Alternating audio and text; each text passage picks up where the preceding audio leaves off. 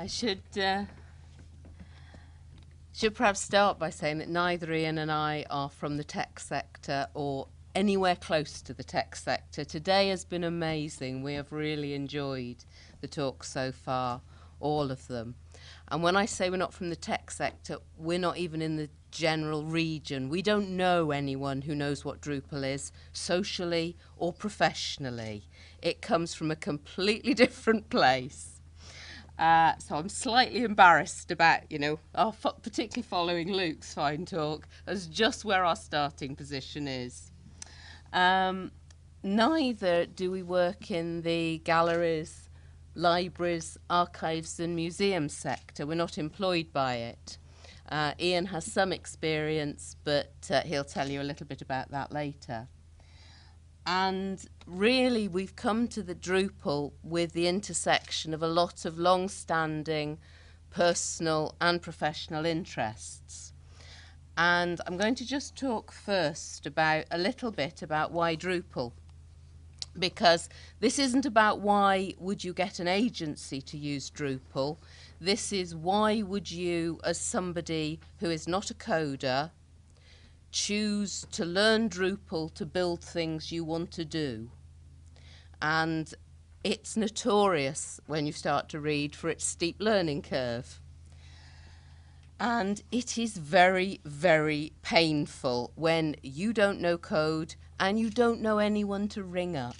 So you're using the support online, which is fine, but there's quite a few problems. So why would you do it? It's not a very scientific answer, but I think when I was looking at all the different opportunities, for some reason Drupal just felt right.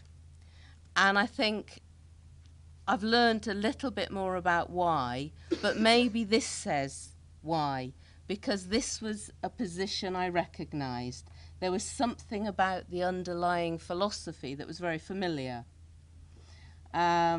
This talks about Drutopia. I don't know if that's well known or something I sort of found in the side alleys, but it talks about building a Drupal for the grassroots.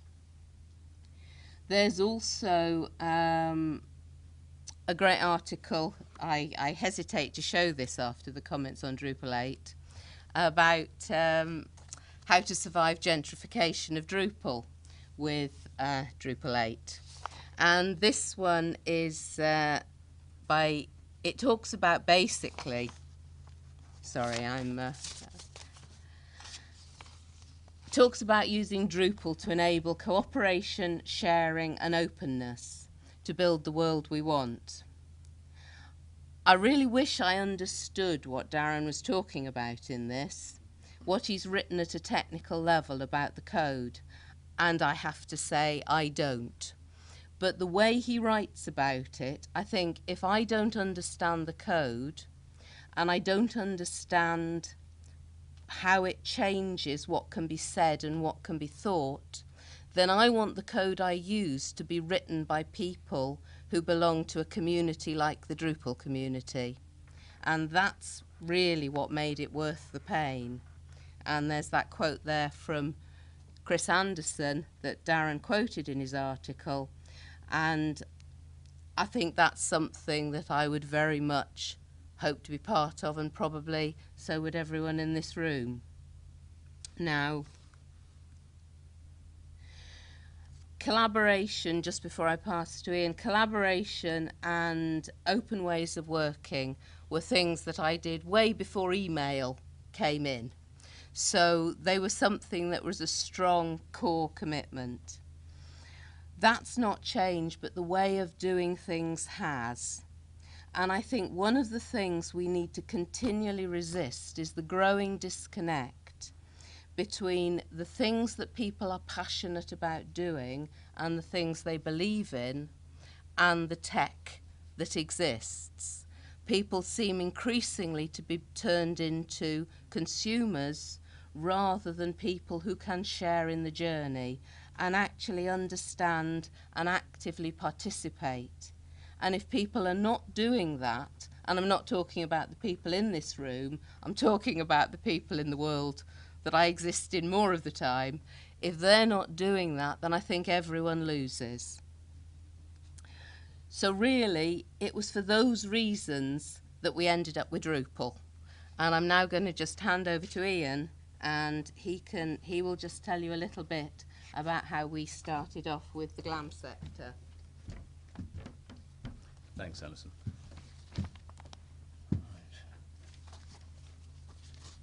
And essentially, as Alison's just said, neither of us have a formal background in Drupal. And in addition to Alison's corporate background and creative educational background, I also have a background in corporate design, film production, and essentially social enterprise business background. As a result, I like to focus on outcomes, how you can meet a brief creatively and functionally, observing the rule that form follows function, for example.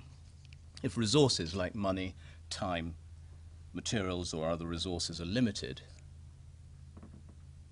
one should still be able to come up with a workable product, a workable content, or some sort of solution that is as creative and as usable as it possibly can be.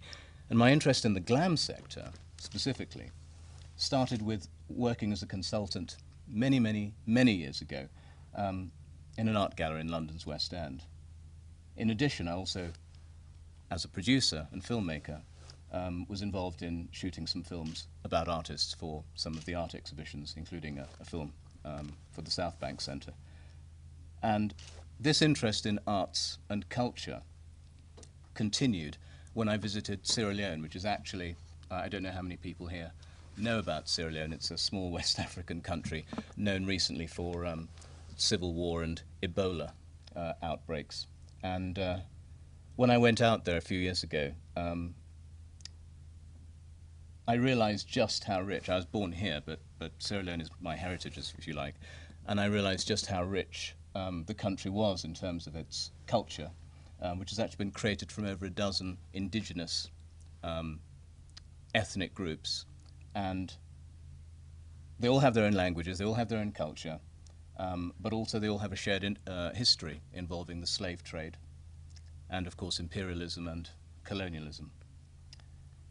And I went there, and in order to sort of help, in some ways, to help people at the time document their experiences of the war and begin to once again appreciate their sort of newly found peace, I helped with other people to establish a film and video training organization.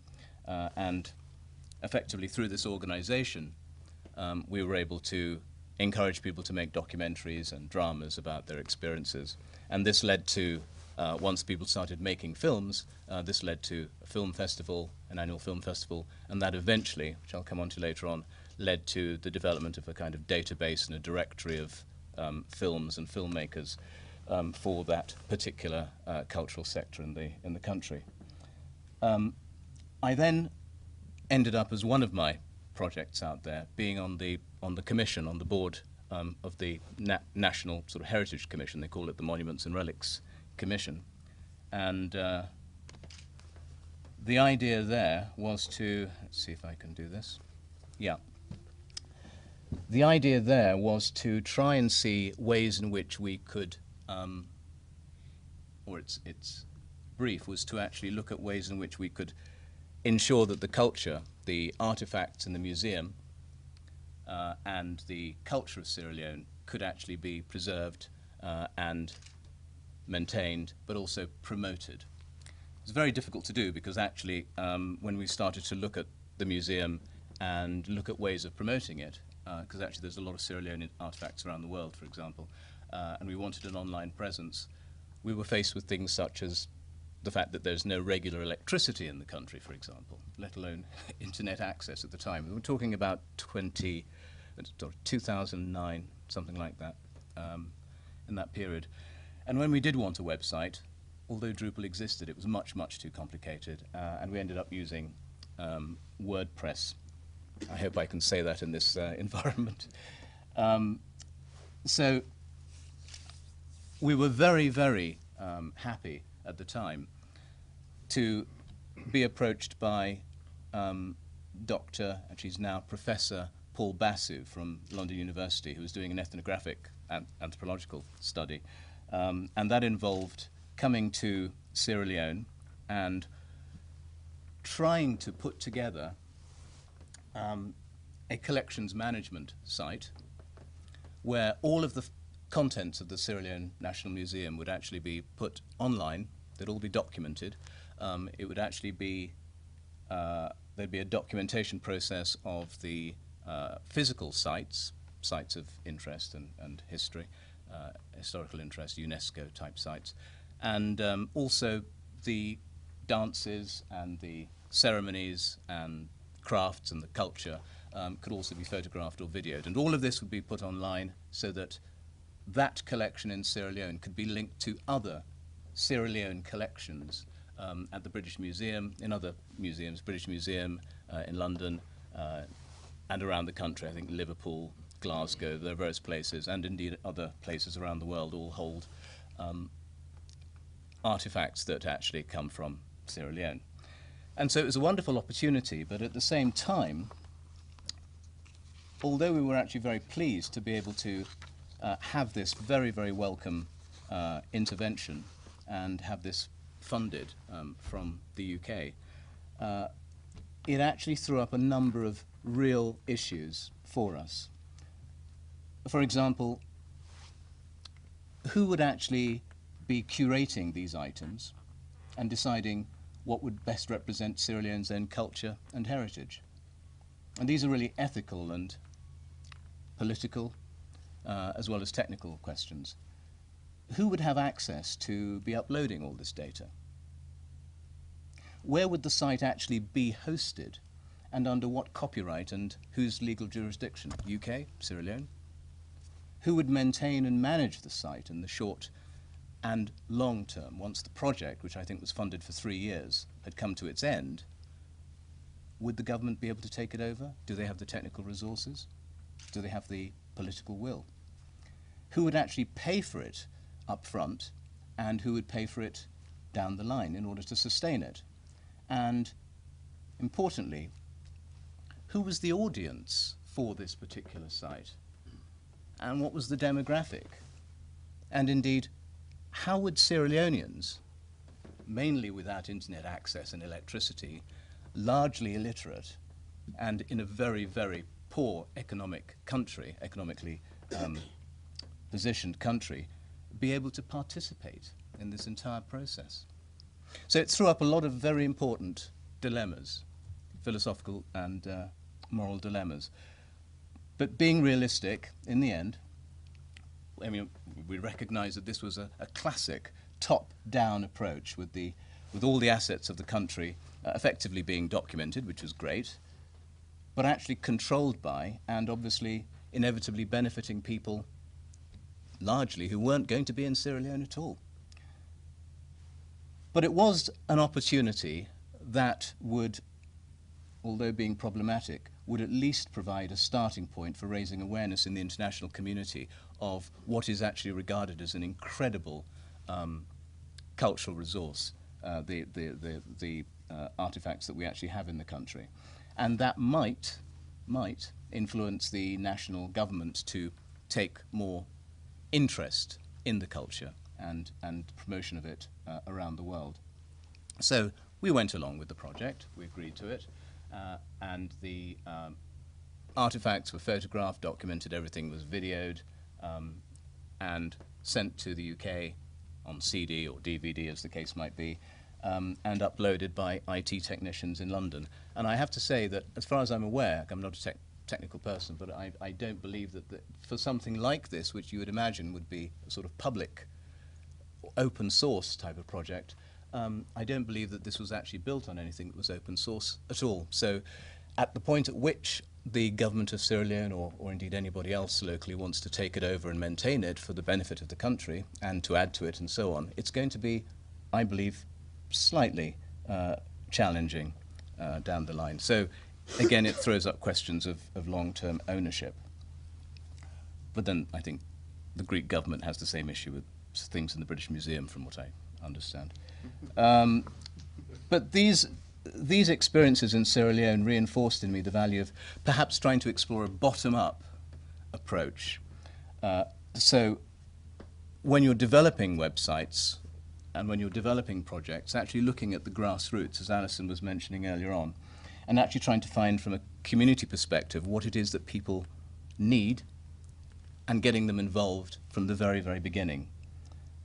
And when I came back to the UK, I'd actually been involved in film, as I said, and I was a member of the trade union BECTU, and they were actually able to coincidentally help with a project to set up a trade union in Sierra Leone, and that led to looking at the film industry properly in Sierra Leone, developing a film guild, a sort of local union, and developing a kind of, again, a collections management system which would actually handle a listing of the films that had been made and all the various photographs, etc., related to films, rather like an IMDb, if you like, sort of local IMDb, plus a directory of the various people involved in the film industry, whether they're cameramen, sound, actors, and so on. And that was going quite well as a project, but this was, I think, about 2011, 12, and unfortunately they then got struck by Ebola, and there were various political machinations within the Ministry of Culture and so on, so that hasn't continued. But since then we're hoping in time to actually continue it with the involvement of local professionals in Sierra Leone and the local government. Now, it was also through BECTU that I was introduced to another project.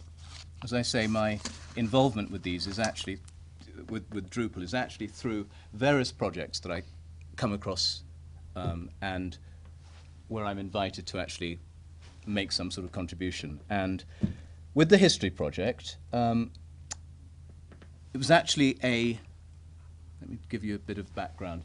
BECTU is the trade union for the film, television, and theatre industries in the UK.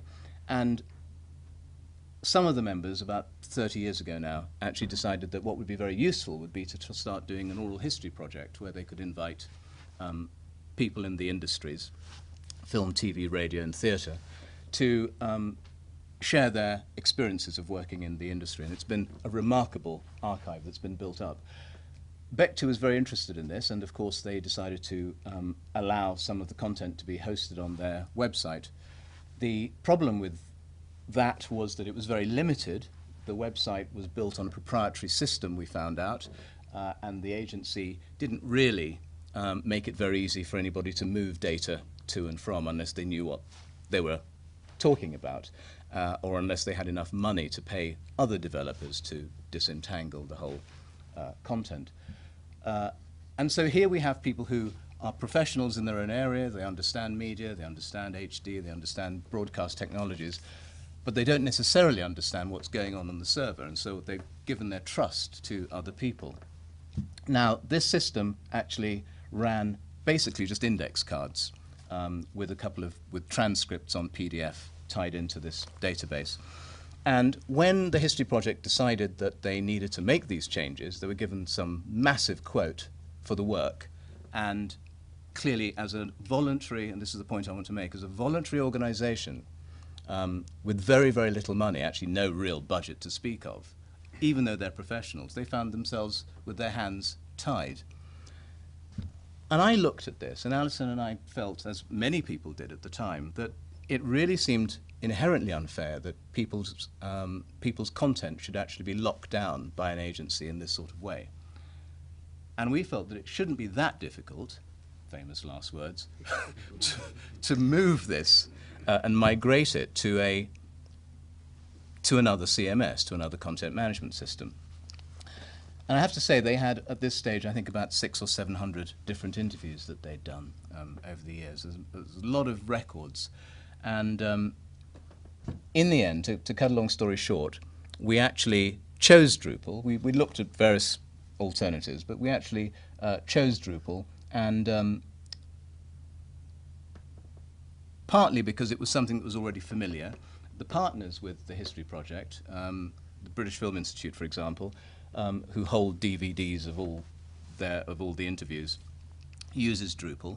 BAFTA use Drupal, and there are a lot of museums and people in the GLAM sector who actually do use Drupal. So it actually has some, appropriate credibility.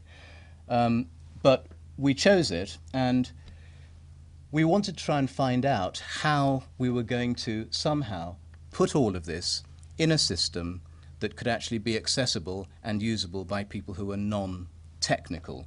One of the major challenges was actually trying to work out, because once people realized that we could put this, and Alison will talk about this in a minute, but once people realized we could put this into another box, if you like, we began to realize that actually we could also add the interviews themselves, the digital recordings themselves, the audio recordings and the video as well.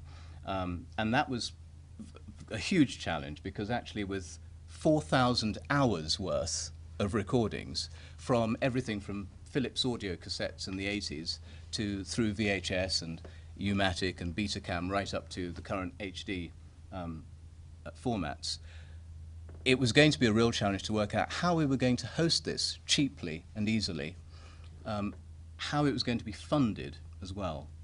And in the end, what we decided to do was to actually think sort of laterally, if you like, and say, okay, let's start off from the position that we've got Drupal. We'll use that as the basic glue, the umbrella under which, with which we tie everything together. And we'll basically run the services, things like the audio and video, from somewhere else. We couldn't afford to go down the traditional route of simply saying, right, we're going to have some hosting, and we're going to manage the back end and all of these things, because nobody in the organization knew anything about that. We couldn't work with any commercial companies who handled media streaming, because there was no funding for that sort of thing either, in terms of the amount of storage required, and the payments for bandwidth would be ridiculous, because this was also going to be a public access website. So very simply, we developed a kind of approach which we called a sort of simplified hybrid archiving, retrieval and distribution system. Very grand. The acronym is SHARED, but actually that's a kind of philosophical tag to it.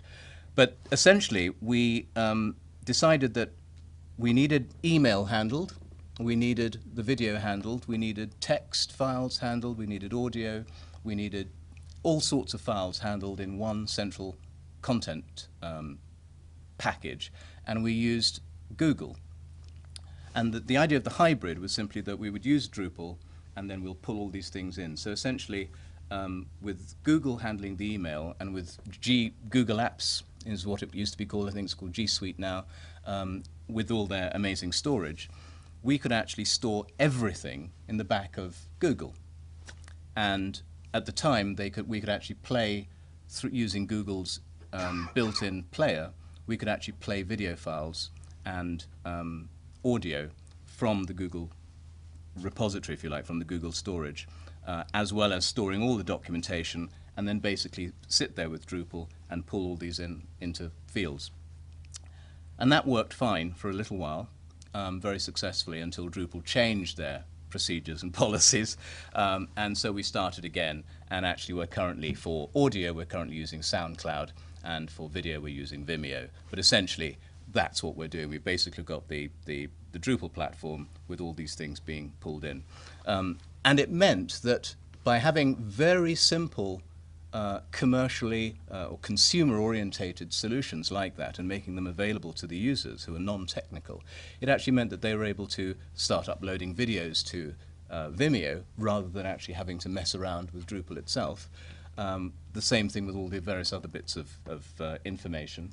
And the only people that need to go into the back end of Drupal are the people that actually are handling the taxonomies and the sort of content about the interviewees themselves. And so what we've actually ended up with is that. And that's what the site looks like at the moment. We're not graphic designers or anything like that, web front-end designers, I think you call them. But it does enable now the project to reach a lot more people. And one of the interesting things is this is a Pete Murray, just to show you the information. We have the taxonomies on there at the top, and you have tabs for different things. We're looking at transcripts. Transcripts are uploaded and are available in another tab, and we're looking at ways in which you could perhaps have synced transcripts, so as you're watching the video you can actually see the transcript in another window, and you can actually jump to a place in the transcript in order to go to that part of the video, because this is actually a system that's is being used by researchers, by academics, not just people in film, but people involved in social history, politics. They might want to look at the role of women in the 1940s or 50s, and they want to look at films, you know, from that period of time, and they're looking at using particular clips or whatever it is, which they might use for a documentary. And up until this point, anybody that wanted to look at this content would actually have to go all the way down to London, have to make an appointment, go down to London, go down to the British Film Institute on the South Bank, and then go into their Mediatek room, pull out a DVD or a CD, you know, watch the bit they wanted and then go off again. And of course it's completely ludicrous. This allows everybody in the country to have access to this, and it's really amazing in terms of the way it's raised the profile of the organisation. For example, some of you may, some of you may know of the recent death of Michael Bond. And in terms of, you know, return on investment, we're getting people like, you know, 2 days ago, Channel 5 contacted us and said, you know, could we use, or contacted the History Project and said, could we use your interview with Michael Bond for TV? We're getting, I think, involved with another project. The History Project has got involved in another project with the BBC, who are celebrating or leading up to a celebration in 2022, I think, of their centenary. And they're working, the History Project is partner of this larger project called BBC Connected Histories, which is being funded to the tune of about £750,000. And they're now working with the BBC and Sussex University through the archives in this way, and it's basically raising its profile in a huge way. But the interesting thing is that it actually costs probably a lot less than some of you earn in a week to run this per year. So it's actually become really very useful for this particular archive, for this particular collections group. And I think that I would like to pass on to Alison at this point, just to discuss a little bit more and to give you a little bit more of an insight into the way in which this was actually built. Thanks. We're all right for time? I think so. Good. Right. I think my focus mainly with this part is, if this is going to work, there's an awful lot of voluntary sector oral history projects out there that are in the same position as the History Project. It's how easy would it be to teach them or to hand over instructions to build this, because really this was a very simple build. The sorts of builds that have been talked about here today, I am truly embarrassed by this, but here we go. Basically, at the core, there's just the one content type, interviews. I think there's about over 50 fields, but basically that's the entire set of modules used to extend field functionality. It's really tiny. We put that together. We then used feeds to import the existing data. That was a little bit painful because, you know, you have to get the feeds module to work and not be too difficult. And we then start to make some of the use of the additional functionality, moving from the spreadsheet, so moving things to taxonomies. We had no technical ability, I had no technical ability to do it automatically, so this actually meant just creating double fields and spending hours and hours copying the data from one to the other. Yes, 3 days. I think 3 very long days. It was probably quicker than trying to learn how to do it. That's all I can say. But you know, we did some basic things. You know, you added custom search, put path auto in so that there were recognizable field names, and added a few basic pages. We had a working site. We went live at the end of 2015. The project at that point, I have to say, were not particularly engaged with the website. They wanted to solve the problem that had come from the previous site where they could just change data, but they were not involved with the design or brief. This all seemed far too distant in terms of something that they had control over. They initially, Ian and I uploaded all the data. Gradually, some of them started to take control. Some of them will never. There will be people who will never want to go into the upload forms and upload data. Other people have really taken to it, and the enthusiasm for that learning process and being able to control the content has been huge. As we got photos in and as the videos started to be digitised, we sort of followed with new views so people could start to see the results. And it's been that iterative process all the way, whereas something becomes meaningful to the project, we can then build a little bit further from that. You know, in terms of the content, it is an absolutely massive task. Project members are just spending weeks in the basement, the physical archive, sorting through data from the last 30 years. They're beginning to get to grips with sort of volunteer teams to do it. And I think the biggest change we've seen is the bit where it has moved from being a sort of project that has a website that they really would quite like to be able to update a few things on, to an online project where now people are beginning to make use of the things that that can do. Project management is starting to move online. We tried out things like Bitrix 24. People didn't really, there were one or two that got it, but the spread across the whole project just wasn't enough. So actually what we did, I'm a slide ahead. This is the content management teams we had. As they got to grips with their content, we created teams. So there's now people who follow up on those teams, and that's what they can do. And then we did the project management. So again, we've got, you know, we added node access so we could block off certain content types. Again, very basic stuff. A forum for discussion. I'd like to think that down the line that's something that we might make public, or at least spread to members. But again, until the project gets to grips with it and starts to feel it's something that they can engage with, that won't happen. So it's very much a staged process. Task management pages, so things like, you know, how do you deal with the membership and permissions? People do documents, we just collect them on a single node. It produces an audit trail. People can find it, people can follow the discussions. It's really very straightforward, but the key thing is being able to go backwards and forwards between the project. And I think so many other systems, you know, people talk about WordPress, and that where Ian started, but where you could put the archive perhaps if you just had that one thing.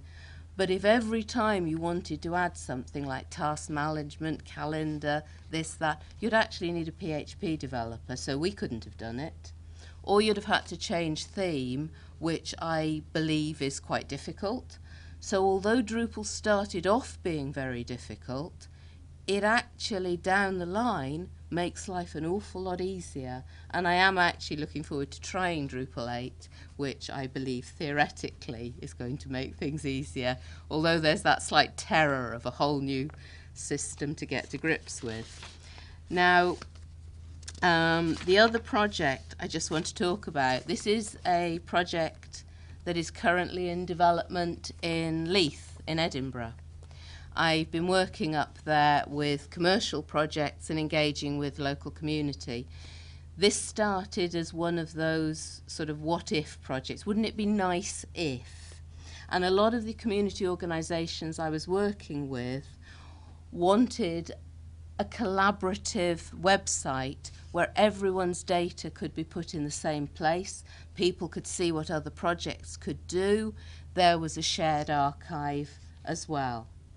It started out in 2014. The first site quickly became apparent it was completely wrong.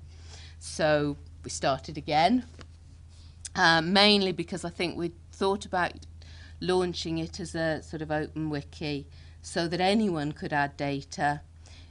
I think that works if you've got a very active community monitoring the data. If you've got a community that actually doesn't quite understand that other people who are nothing to do with them might actually decide to publish on the site, it's better to pull back and find a way of protecting that content. So the first thing we did was content control was devolved from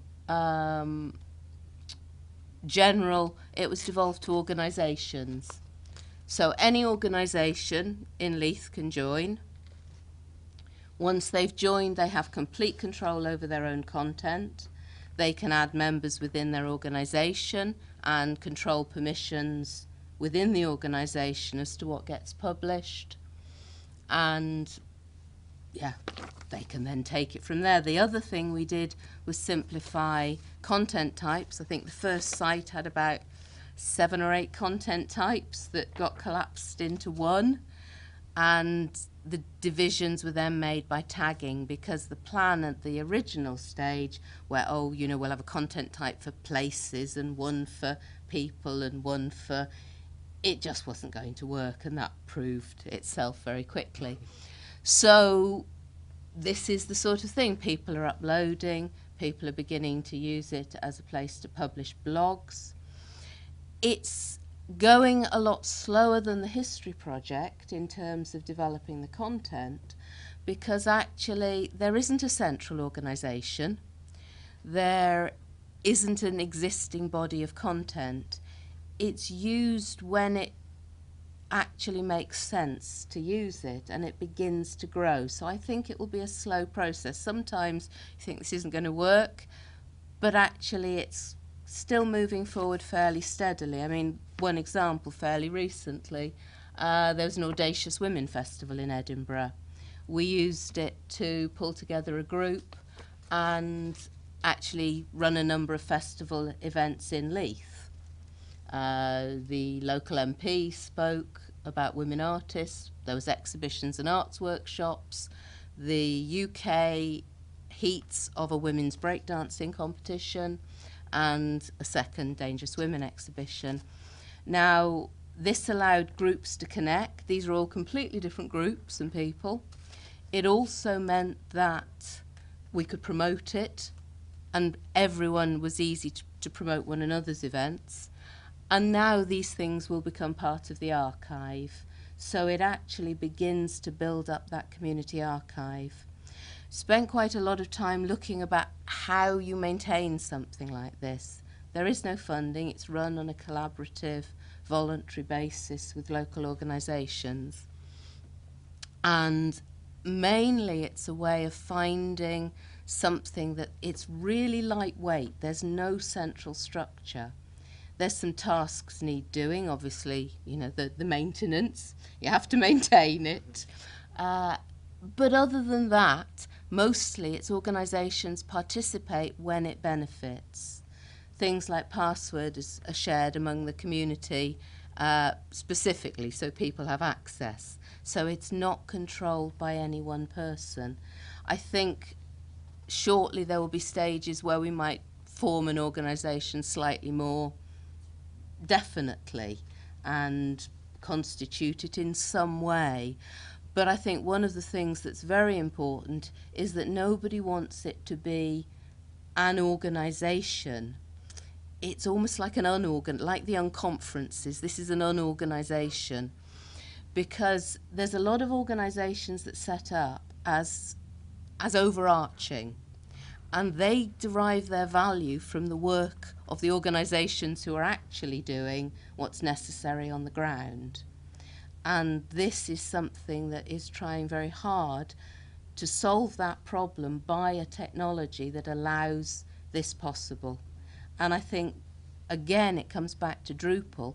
I don't know of any other software that would give that kind of level of access and allow that sort of iterative process, working with a community that follows the stages and develops.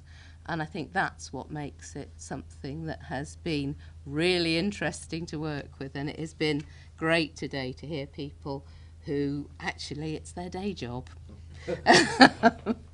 And I'm just going to pass back to Ian, and there's some other bits and pieces. Thanks. The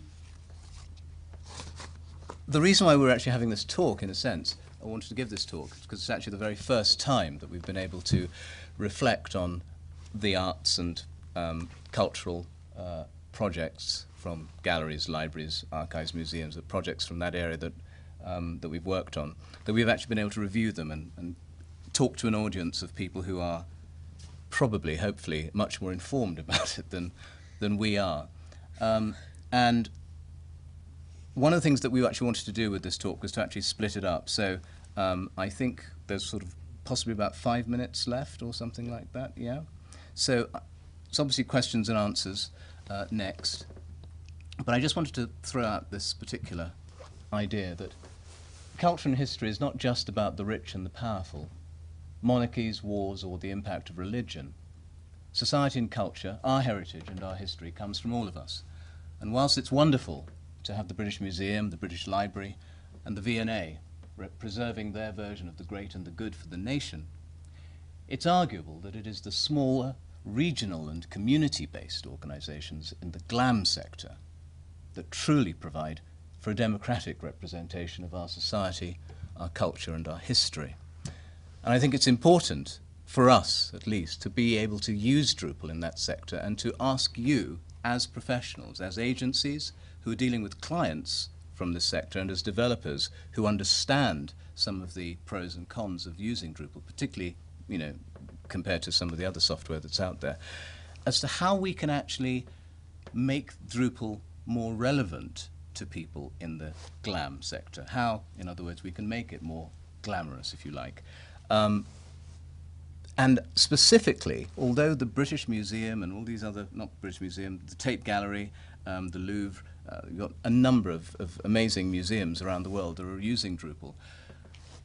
Big institutions funded, sometimes with in-house developers, you've got all of those. But there are also thousands of smaller, local, community, regional organisations who are trying to maintain these archives for the benefit of all of us, who could benefit particularly from Drupal, but who may not be able to necessarily pay huge amounts of money for development in the way that big charities could. And so one begins to think about ideas such as distributions, you know, installation profiles, partnerships, for example, where, as Luke was saying, about creating events where you can bring, within a vertical sector, you can actually bring people together to talk about the potential of Drupal. And one might be able to think of ways of doing that with local groups around the country. But I just wanted to end by simply asking you, I don't know how many of you have experience of working in the GLAM sector, but rather than you asking me a question or asking us a question first, could I just ask you, if you have had any experience of GLAM, have you been able to use Drupal in a creative way that hasn't cost a huge amount of money, i.e. non-institutional, but with local organisations? I would say my fairly limited experience of working in the cultural sector, one Drupal-based site that we did for a museum and on other briefs that I've reviewed, is that they're the most tiresome, long-winded things to work for in terms of all the requirements that are in there. So when we look at potentially a lot of pictures, what actually could be quite simple, yeah, you think to actually pull together that proposal to go and present that is like at least a week's worth of work. Right. And actually, that's what often rules it out for me in terms of looking at it's a much more difficult set of requirements to fulfil. Right. You know, like 50 or 60 pages of stuff to work through, and actually it shouldn't be that difficult. Yeah. But that's the hurdle you've got to jump to get in front to actually be able to pitch that stuff in the first place. So how you then go from that stage to say, once you've got that, how can you then take that and actually maybe, you know, sort of make it a more generic solution that you could actually take to smaller organisations to use? There's definitely an opportunity there, but the hump that I think agencies would have to kind of get over is actually the pain of pitching for that. Right. It's I think coming there's an from different element cultures. that's the kind of panic within the sector of people who don't know. Right, yeah. And they don't know what they don't know, so they just write an awful lot and hope that somewhere in there they've covered themselves. Yeah, I mean the questions that they ask are all very relevant, and there's nothing wrong with the actual question, but they're you know, so they're like well formed. It's just that there's a lot to work with. Yeah, absolutely. Yeah. Please, I don't know if we've got a microphone, but I'm not sure how relevant it is. I'm not sure how relevant it is exactly to that question, but a year ago I was one of the Drupal developers working for the Tate, and some of the complexities there around some of their technology was quite vast. So their new Drupal 8 website, what it actually does is it pulls data from Django, and that's where they're storing all of their archives and collections and artists. right. And that's what's then feeding their mobile apps, and it's what's feeding some of the in-gallery things. So some of that's quite complex and difficult. And Drupal is just the front end in that. It's a combination. So their new Drupal 8 site pulls some CMS content and some API content, depending what it is. Right. But yeah, I could definitely talk to you more about that. But I've got a lot of experience working with voluntary and community organisations. And what I did in those early days, so I've been with Drupal for about 10 years now, I would do a lot of just voluntary work to gain skills. Right. So in terms of like multi-faith organisations and community organisations, there's definitely a lot of people that I know personally that have some Drupal experience that would benefit from learning from other Drupal developers in a more formalised background.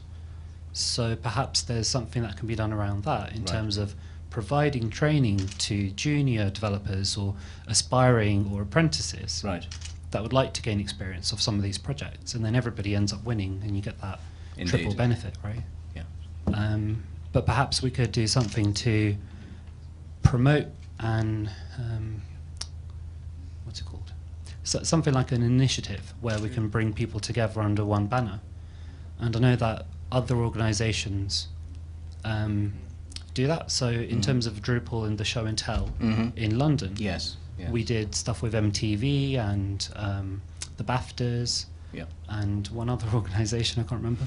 But it was a sector-specific event. So perhaps we could do, as a Drupal community, we could do one event where we bring GLAM people together. Absolutely. Yeah. Or we could also have an initiative of bringing people in that want to get experience of projects in a semi-voluntary way, or even discounted rates, or whatever it might be. But yeah, I'd like to help you with that. That's very kind. Thank you very much indeed. If anyone would like to talk to us further, because I'm conscious of time and we have actually just run over, but if anyone would like to talk to us further, we'd be very keen. We're all ears, and we're keen to learn and hear what you have to say. So those are our contact details. Thank you again for the opportunity, and thanks, Alison, as well.